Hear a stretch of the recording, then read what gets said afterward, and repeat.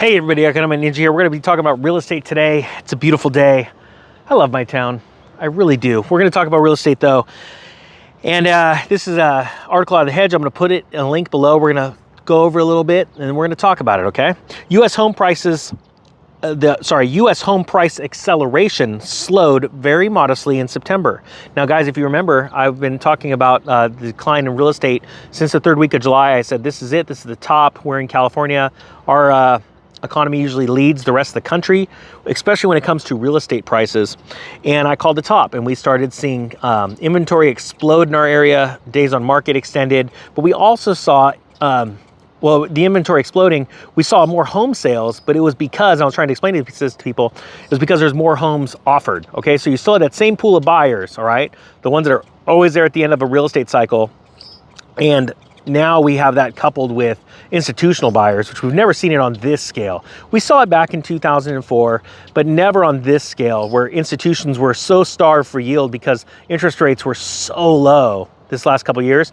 They're out buying real estate and renting it just to get anything they could as far as a return on their investment. But we have seen prices start to come down in my area. So according to the latest data from Case-Shiller, home prices in America's 20 largest cities, okay, so not just California, but 20 largest cities, soared at 19.05% year over year in September, all right? And people go, so Ninja, you said the top was in July, that doesn't mean anything. I said, yes, it's year over year. So it went up 20% higher as compared in September of 2021 as in 2020.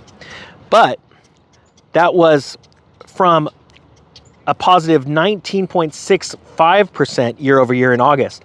So you can see you've already from August to September, the home prices have actually declined 0.5%, all right? And a lot of people would say, Ninja, that's not much. You're sort of reaching here.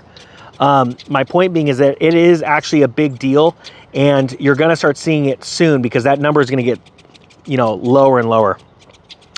It says here, on a national scale, Case-Shiller's National Home Price Index rose 19.51% year over year in September, a smidge slower than the all-time record high from August at 19.79.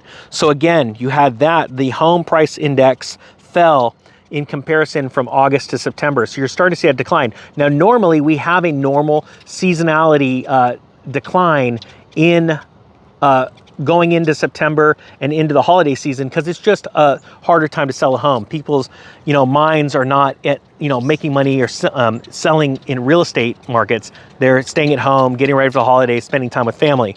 So that's very easy to figure out. But I have a feeling that this holiday season is going to start to decline more and more and more. And you're going to see that fear index rising when it comes to real estate sales. So that's a big deal.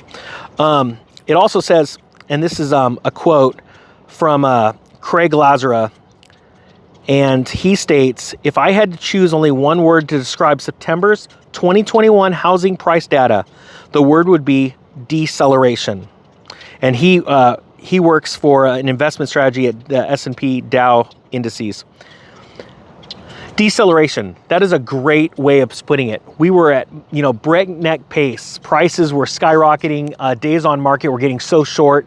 It was so hard. And now all of a sudden we're starting to decelerate. That's not crash, that's decelerating. But I want you to realize as things go up and they're breakneck, and then we start to decelerate and start to slow down, we're in a glide formation right now. Homes are still selling. And the amount of homes that are selling today than were in the spring are actually more.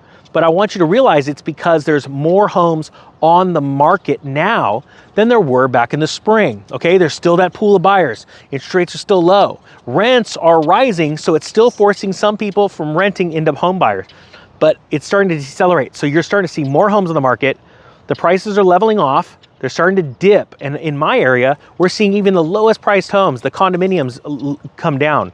It's not because they're not worth that. It's because a lot of them were shooting for the stars of the price and they shouldn't have been. And they should have been priced reasonably, but they're not.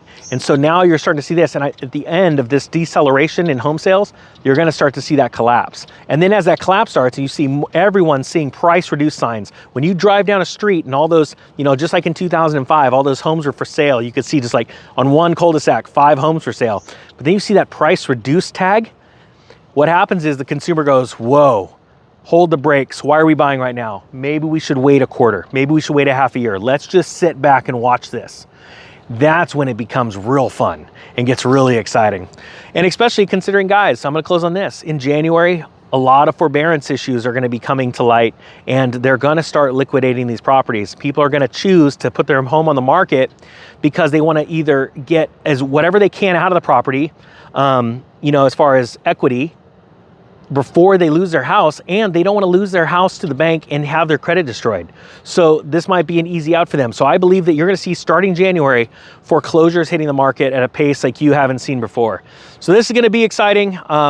I'm waiting to buy my real estate, my investment properties. This is a multi-year plan, guys. This isn't a tomorrow or next month or next year thing. You've got to really wait this out and get all those nice deals at the trough of the real estate collapse. All right, guys, I hope you got something out of this. If you haven't subscribed, guys, you've been watching the channel, please hit that subscribe button. It helps me out. Thanks for all the thumbs up. You guys are awesome.